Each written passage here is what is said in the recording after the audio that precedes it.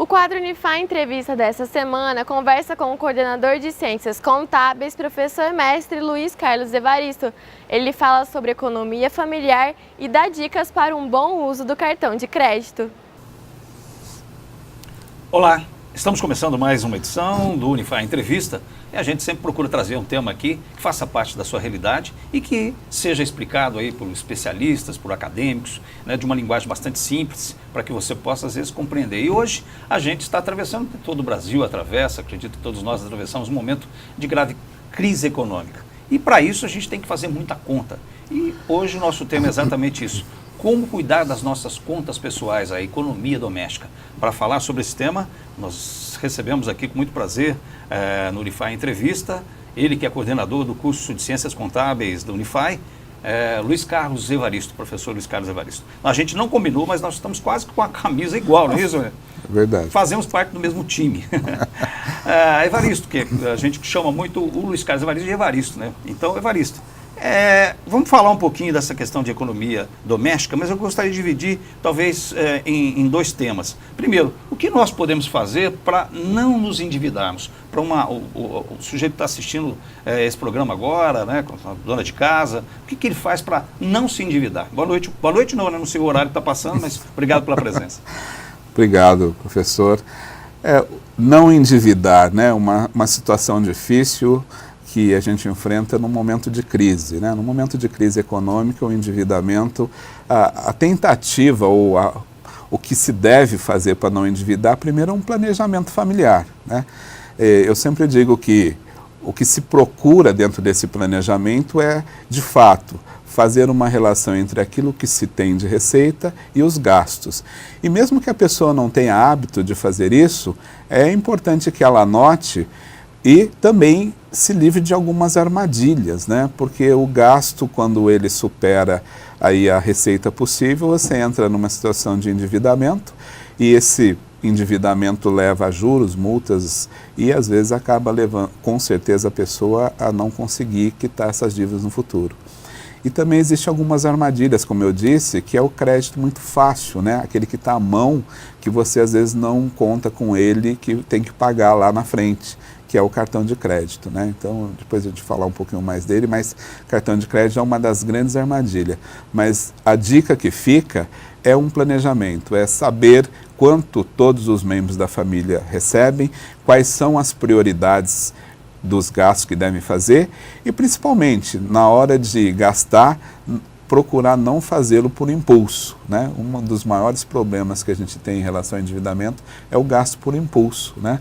Você não planeja aquele gasto e aí depois quando vem a conta lá, a receita não é suficiente. Então, esse é um dos grandes problemas. Isso acontece principalmente, Evaristo, no início do ano, né? Os gastos são muito maiores, geralmente você tem IPVA, IPTU, né? E as compras, às vezes, de material escolar, né, para quem tem filhos na escola. E aí, como compatibilizar o que você ganha com esses gastos que, às vezes, acontecem uma vez por ano, mas que também aí comprometem o orçamento, né? Em geral, no final do ano, as pessoas que estão empregadas, elas têm o 13º. E elas não se apercebem desses gastos que, como a gente fala de início de ano, né, o IPVA, IPTU, né, são tantos gastos, imposto de renda, né? Imposto de renda, e não fazem o cálculo de que isso precisa ser pago. O ideal, obviamente, seria a família, durante todo o ano, ter uma poupança, né? Eu sei que não é fácil isso, mas um pouco da renda ser destinada a guardar para essas situações, que são contas que são acumuladas, em especial no mês de janeiro, e que devem ser quitadas. E se não forem, as multas e os juros que incidem são muito elevados. Então, nesse planejamento, haveria aí a necessidade de que essa família fizesse o planejamento ao longo do ano, pensando nos gastos adicionais que normalmente acontecem em janeiro, como você bem disse, e também escola, né, o pagamento aí de matrícula, material escolar, que são dívidas que elas ocorrem num momento específico, que é o mês de janeiro. Então, o planejamento levaria também a essa poupança, guardar um pouquinho, né, eu sei que não é fácil, um pouquinho a cada mês, para fazer frente a esses gastos adicionais que ocorrem lá no início do ano. Por exemplo, compra no supermercado. Muita gente chega no supermercado, às vezes vai comprar de uma determinada forma, enche o carrinho, né? Como fazer compras no supermercado dentro desse planejamento doméstico? Eu acho que no momento de crise, também a crise atinge o supermercado, né, o comércio. E há muitas promoções, né? Eu sei que as pessoas não têm muito hábito, muitas pessoas não têm esse hábito de ir a vários supermercados. Mas comprar aquilo que você gasta para a semana é uma situação bastante interessante. Você acaba conseguindo ter acesso a essas promoções que o supermercado faz.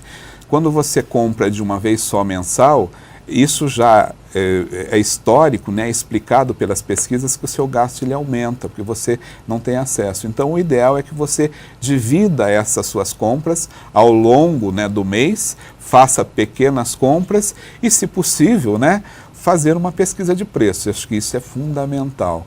Você pesquisar, não procurar comprar no primeiro comércio que você encontra, que normalmente a diferença entre os preços é bastante interessante, né? Outra coisa que se fala, isso aqui não se deve fazer compra no supermercado com fome, né?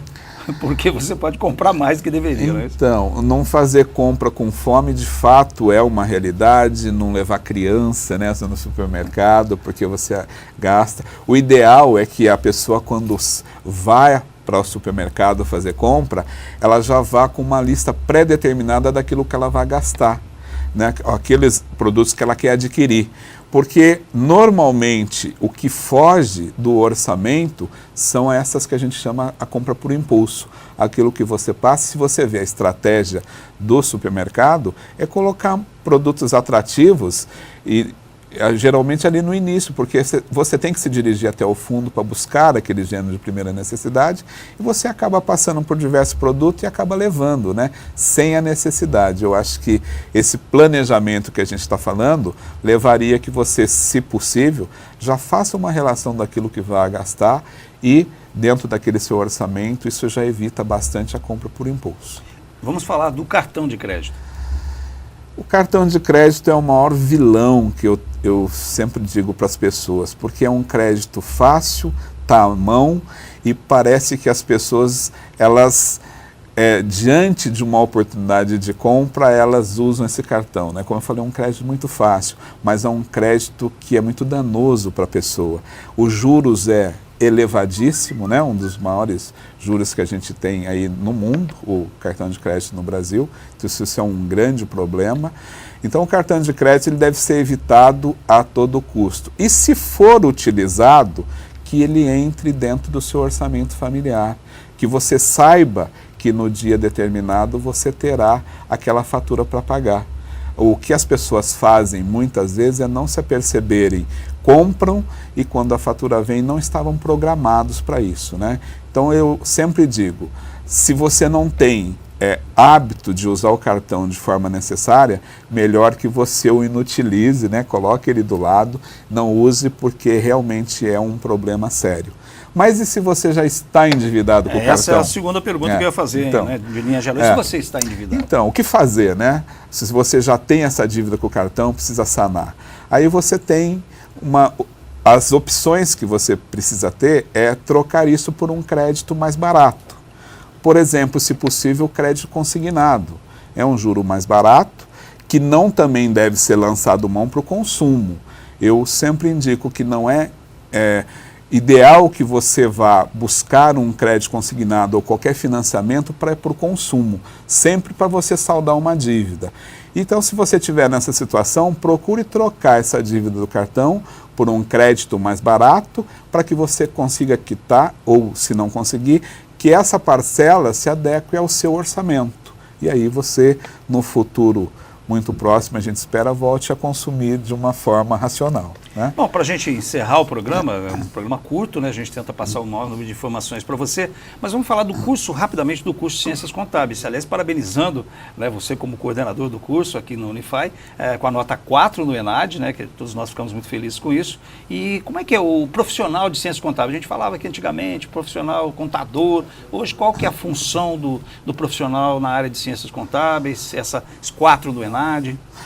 Então, essa nota 4 do ENAD realmente foi uma grata surpresa, foi fruto de muito trabalho de toda a minha equipe, né, no curso e tudo, mas o profissional de ciências contábeis no passado era tido como aquele profissional mais isolado, né, dentro da empresa, que ficava mais a cargo de apurar tributos dentro da empresa. Hoje, na realidade, ele é um gestor da empresa, né? Ele trabalha orientando o administrador na tomada de decisão. Então, acho que o maior desafio hoje da contabilidade é na informação, a informação precisa e rápida para corrigir os rumos da empresa. Hoje é o grande desafio que a gente tem hoje do profissional da contabilidade, são aqueles valorizados no mercado, é esse, que consegue aliar um conhecimento técnico da contabilidade com a informação precisa no momento exato, que possa corrigir ou mesmo mudar os rumos da empresa, do empreendimento, né? Esse foi, né, a nossa entrevista de hoje com ele falou de informações exatas e precisas, exatamente o que ele fez aqui nesse programa, o coordenador de Ciências Contábeis, Luiz Carlos Evaristo. Muito obrigado pela presença. Eu que agradeço a oportunidade. E obrigado a você que acompanhou mais uma edição do Unify Entrevista.